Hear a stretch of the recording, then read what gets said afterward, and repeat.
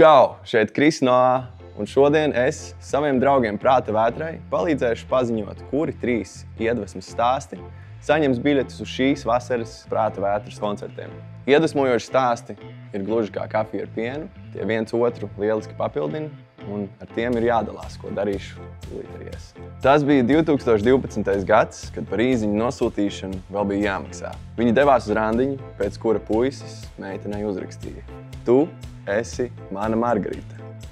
Savukārt meitene uz to atbildēja: "Nē, mans vārds ir Agnese."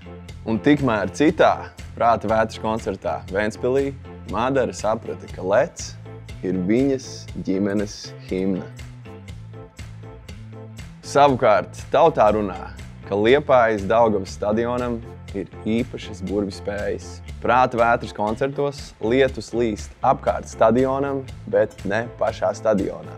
Savukārt cilvēki apvienojās kopīgā apskāvienā. Tiekamies šīs vasaras Prāta vētras koncertos.